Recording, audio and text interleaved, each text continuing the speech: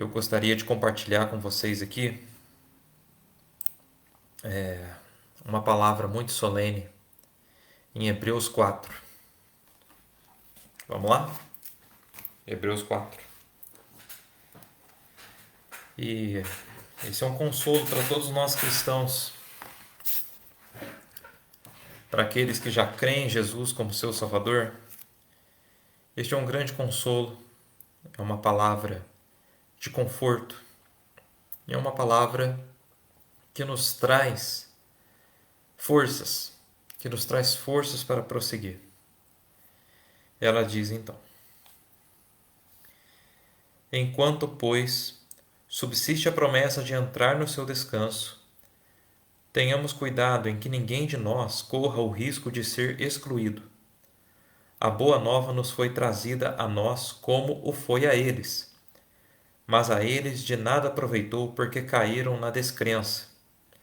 Nós, porém, se tivermos fé, haveremos de entrar no descanso. Ele disse: eu jurei na minha ira, não entrarão no lugar do meu descanso.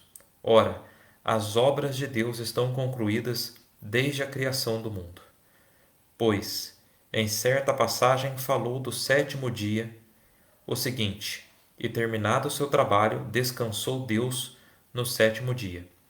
Se, pois, ele repete: não entrarão no lugar do meu descanso, é sinal de que outros são chamados a entrar nele.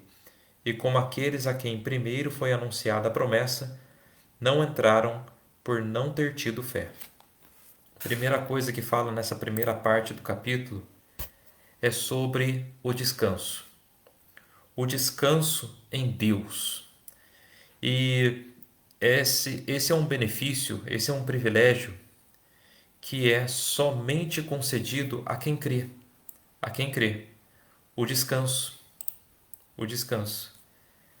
É um privilégio poder descansar no Senhor, porque o próprio Senhor descansou depois da sua obra da criação. Ele criou o mundo, ele criou tudo o que há em 6 dias e no sétimo dia descansou. E nós, como cristãos, como crentes no Senhor Jesus, nós habitamos no descanso de Deus. E que coisa solene é isso? É algo muito solene porque no momento em que cremos realmente no Senhor, nós não temos nenhum fardo mais para carregar. Nenhum fardo. O próprio Senhor Jesus disse: vinde a mim todos aqueles que estão cansados e sobrecarregados, e eu vos aliviarei, porque o meu jugo é suave e o meu fardo é leve. O Senhor Jesus, ele já deixou esse recado para todos aqueles que estavam sobrecarregados na vida. E ele nos convida realmente ao descanso da alma. Por mais que as coisas possam estar difíceis aqui, porque a vida realmente ela continua tendo seus desafios, ela continua sendo difícil. Mas as circunstâncias nos permitem que continuemos sempre confiantes no Senhor, descansando. Nós temos esse privilégio de descansar no Senhor. E aqui fala, né, que quando o Senhor Jesus, quando o nosso Deus fala: não entrarão no lugar do meu descanso, é sinal de que outros são chamados a entrar nele. E como aqueles a quem primeiro foi anunciada a promessa não entraram por não ter tido a fé. Aqui está falando de que o Evangelho foi anunciado primeiramente aos de casa e aos que já eram íntimos do Senhor Jesus e não usufruíram desse descanso porque não tiveram fé. Então já foi anunciado a estes outros, que somos nós, a igreja. Então vamos continuar aqui. Deus, após muitos anos, por meio de Davi, estabelece um novo dia, um hoje, ao pronunciar as palavras mencionadas. Hoje, se ouvirdes a sua voz, não endureçais os vossos corações. Aqui é algo muito solene. E esse versículo, esses versículos que seguem, eles falam até num imperativo mesmo. Você ouviu o Evangelho? O que Deus pede é para que você o aceite. Você ouviu o Evangelho da graça, o Evangelho de que o Senhor Jesus morreu pelos seus pecados e ressuscitou ao terceiro dia para a nossa justificação. Quando se ouve esse Evangelho, nós temos é que acatá-lo, nós temos que aceitá-lo, sem questionar. Nós temos que crer nessa mensagem, crer. Não endurecer o nosso coração diante dessa mensagem, porque essa é a mensagem de salvação. É a salvação da pessoa que crê. Todo aquele que crê é salvo, é imediatamente selado pelo Espírito Santo e goza desse descanso, da certeza de vida eterna. E continua: se Josué lhes houvesse dado repouso, não teria, depois disso, falado de um outro dia. Por isso, resta um repouso sabático para o povo de Deus. E quem entrar nesse repouso descansará das suas obras, assim como descansou Deus das suas. Aqui já está falando realmente do descanso privilegiado do cristão, que é um descanso realmente perpétuo.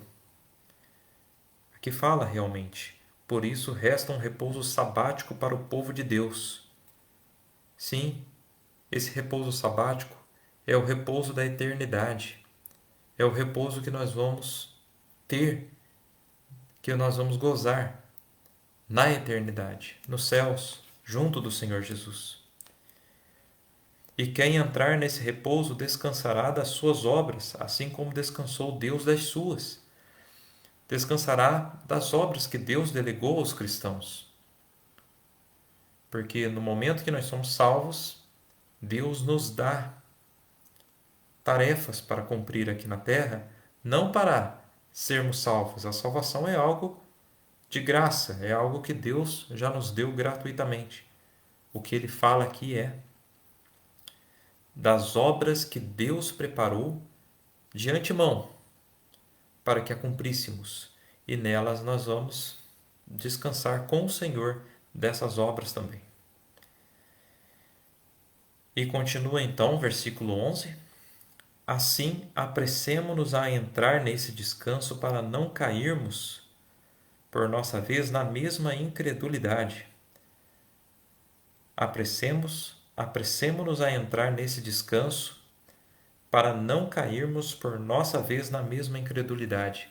Entrar nesse descanso é, literalmente, crer plenamente na obra do Senhor Jesus no Calvário e descansar. Não ficar duvidando da salvação, não ficar duvidando da promessa de Deus, da palavra de Deus, da promessa que Ele nos fez, de que todo aquele que crê é salvo. Então, a nossa obrigação é descansar, porque se a gente ficar hesitando em crer nessa obra consumada e realmente ficar duvidando, colocando empecilhos para termos a salvação, obras, rituais, nós vamos acabar caindo na incredulidade. A pessoa acaba caindo na incredulidade porque ela não creu verdadeiramente. E é a fé que realmente salva. Então, continua. Porque a palavra de Deus é viva, eficaz, mais penetrante do que uma espada de dois gumes e atinge até a divisão da alma e do corpo, das juntas e medulas, e discerne os pensamentos e intenções do coração. E aqui diz: por que devemos crer na palavra de Deus? Porque a palavra de Deus ela é viva por si só. Ela é viva, eficaz e mais penetrante do que uma espada de dois gumes e atinge até a divisão da alma e do corpo, das juntas e medulas, e discerne os pensamentos e intenções do coração. Então a gente está falando aqui, o que está falando aqui é que a palavra de Deus, ela é poderosíssima. Ela é o poder da salvação. É a palavra de Deus que aplica na pessoa a fé. É a palavra de Deus que aplica na pessoa a fé. É a palavra de Deus o poder para a salvação daquele que ouve. Daquele que ouve. A pessoa, ao ouvir a palavra de Deus, ela é despertada, ela tem total consciência de que ela é uma pecadora condenada, ela sente o peso dos seus pecados e ela crê. Ela crê. Porque o único caminho para a salvação é o Senhor Jesus Cristo, e ela recorre ao Senhor Jesus Cristo para ser salva, porque ela não vê nenhuma possibilidade de ela se salvar. Então ela precisa de um Salvador. E a palavra de Deus, ela faz isso. Ela faz a pessoa enxergar a verdade. Ela faz a pessoa despertar para a verdade. E isso é muito solene. E continua: nenhuma criatura lhe é invisível, tudo é nu e descoberto aos olhos daquele a quem havemos de prestar contas. Ou seja, nada fica oculto aos olhos de Deus, nada. Deus sonda todos os corações, Deus sonda os nossos pensamentos, nossos desejos, nossos sonhos, Ele sonda tudo. E nós vamos prestar contas a Deus daquilo que fazemos aqui. Os salvos, eles vão prestar contas a Deus, sim, mas no sentido de receber uma recompensa, no sentido de receber um galardão. Agora, os incrédulos, aqueles que não creem, vão prestar contas a Deus por não terem crido, não terem recebido a oferta de salvação. Eles vão prestar contas recebendo de Deus a condenação. Se você não aceita a salvação de Deus, o que te sobra é a condenação. Condenação eterna, condenação da alma. E aqui chega a parte mais importante desse capítulo. Temos, portanto, um grande sumo sacerdote que penetrou nos céus, Jesus, Filho de Deus. Conservemos firme a nossa fé, porque não temos nele um pontífice incapaz de compadecer-se das nossas fraquezas.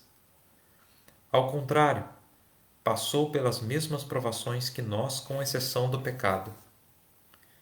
Eu pego aqui uma tradução também, tradução da Almeida Revista Atualizada, que diz o seguinte: tendo, pois, Jesus, o Filho de Deus, como grande sumo sacerdote que penetrou nos céus, conservemos firmes a nossa confissão. Tendo, pois, a Jesus, o Filho de Deus, como grande sumo sacerdote que penetrou os céus, conservemos firmes a nossa confissão, porque não temos sumo sacerdote que não possa compadecer-se das nossas fraquezas. Antes, foi ele tentado em todas as coisas à nossa semelhança, mas sem pecado. Ou seja, Jesus passou por tudo que nós passamos aqui. Todas as experiências humanas que você possa imaginar, ou que você possa viver, o Senhor Jesus passou. Ele passou. Com exceção do pecado.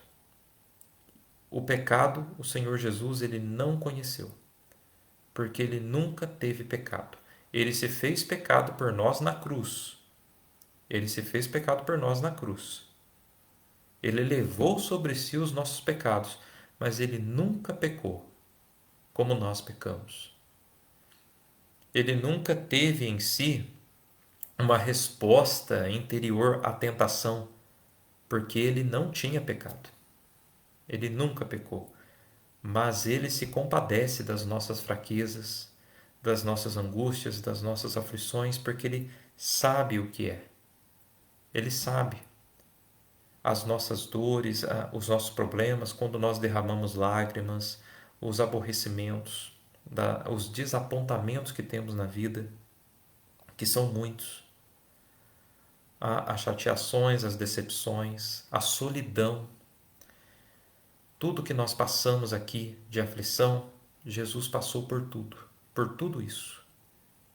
E por muito mais, porque Jesus sofreu o juízo de Deus, que é o seu próprio Pai, na cruz, para nos salvar. E esse é um grande privilégio, que bom, né? Termos um sumo sacerdote que se compadece das nossas dores, das nossas fraquezas. O incrédulo não tem isso. O incrédulo não tem, ele sofre sozinho. É ele e ele só. E nós temos, quando nós sofremos, quando nós choramos, passamos dores, nós temos alguém com quem contar, que se compadeça das nossas aflições, alguém para nos consolar. Nós temos o Senhor Jesus. Ele nos capacita a vivermos aqui, a suportarmos as aflições daqui. Ele nos consola, ele, ele é o nosso consolo, ele é o nosso apoio, ele que nos capacita a aguentar, a viver todas essas coisas, esse mundo. Porque o mundo, para o cristão, aqui é um deserto. O cristão, ele deve entender que não há nada para ele nesse mundo. Nada. Nada. Ele é alguém que está aqui como peregrino, que está aqui como estrangeiro. O cristão, ele não tem moradia fixa aqui. Ele é um estrangeiro. Ele é um refugiado, esperando ser buscado, esperando ser levado de volta para casa, que é o céu, porque o cristão é um cidadão do céu, não é um cidadão da terra. Então aqui ele tem que aguentar. Por que o cristão fica aqui? Para servir de testemunho do Senhor Jesus para aqueles que ainda precisam ser salvos, que precisam ouvir o Evangelho. Essa é a função do cristão, ele tem um testemunho para levar aqui, junto com os irmãos que servem também de apoio. Por isso que a Bíblia fala que os irmãos devem estar sempre unidos. Se você pegar Efésios 4, todos os cristãos são exortados a viverem uma mesma fé, uma mesma união, não haver diferenças entre os cristãos. Infelizmente há hoje, né? Há diferença entre os cristãos. E o último versículo. Esse é inspirador para todos nós. Aproximemo-nos, pois, confiadamente do trono da graça, a fim de alcançar misericórdia e achar a graça de um auxílio oportuno. Como eu estou com uma Bíblia aqui, que é uma Bíblia católica, eu vou ler também a Almeida Revista Atualizada. Acheguemo-nos, portanto, confiadamente junto ao trono da graça, a fim de recebermos misericórdia e acharmos graça para o socorro em ocasião oportuna. E aqui diz o seguinte,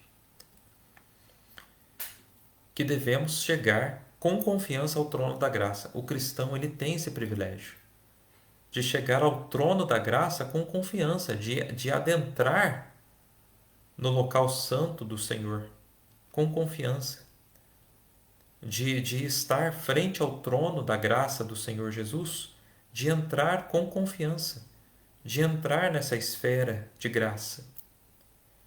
Ele tem esse privilégio, o crente tem esse privilégio. E esse privilégio ele é concedido pela fé no Senhor Jesus, a fim de recebermos misericórdia e acharmos graça para socorro em ocasião oportuna. Recebermos misericórdia. Que misericórdia é essa? A misericórdia, os cuidados do Senhor para com o crente, os cuidados do Senhor para conosco. E a graça. Graça, porque o cristão ele vive de graça em graça. Ele vive só de graça. Cada dia na vida de um crente é graça. Se você saiu de casa para trabalhar e voltou bem para casa, isso é uma graça do Senhor Jesus. Isso é uma graça de Deus na sua vida. Se tudo deu certo no seu dia hoje, foi por graça. E se não deu também, foi por graça também, porque o Senhor Jesus, ele permite certas aflições, certas tribulações na nossa vida para nos moldar à semelhança dele. E isso é muito solene, muito solene. Então, você tem comida na mesa, é graça. Você tem uma família, você tem um teto, é graça. Tanto que a palavra diz: em tudo dai graças, porque tudo vem de Deus. E o crente reconhece isso. O crente reconhece plenamente isso. Então, este é um capítulo, Hebreus 4, um capítulo muito solene e inspirador para todos nós. E é um regozijo poder desfrutar de tudo isso. Como é bom ser cristão, porque nós podemos desfrutar da palavra de Deus, nós podemos desfrutar da alegria que é da palavra. A palavra é um refrigério para nós, a palavra de Deus é um refrigério para nós, é um alimento da nossa alma, é um alimento diário que nós temos que consumir sempre para poder viver essa vida aqui com fé e com confiança. Na confiança de que Deus está cuidando de nós em tudo. Por mais que não percebamos, Ele está agindo, Ele está sempre cuidando de nós. Que bom ter esse privilégio de ter o Senhor Jesus conosco o tempo todo. E a companhia a gente desfruta lendo a Bíblia, lendo a Bíblia. Isso é muito bom. Graça e paz ao Senhor Jesus. Louvado seja o Senhor Jesus, nosso Senhor e Salvador, por tão grande alegria e por tão grande privilégio que Ele nos concedeu de estarmos frente a Ele, desfrutando do trono da graça, podendo adentrar no trono da graça e no descanso de Deus. No descanso, o cristão que foi salvo pela fé, ele tem o privilégio de descansar plenamente na certeza da salvação, na certeza de que ele partirá daqui para estar juntamente com o Senhor no céu, para todo sempre. Se você não recebeu esse privilégio, essa alegria ainda, eu convido você a aceitá-la. Eu convido você a aceitá-la. Crendo no Senhor Jesus como seu Senhor e Salvador, recebendo-o como seu Senhor e Salvador. Em oração, fale com Ele, porque o Senhor Jesus, Ele quer te salvar. Ele quer muito te salvar. Então, vá até Ele agora mesmo e desfrute dessa alegria. Você não vai se arrepender. Eu não conheço um cristão que se converteu e diz que se arrependeu de ter se convertido. Graça e paz no Senhor Jesus e que Ele venha. Que Ele venha. Um grande abraço. Até mais.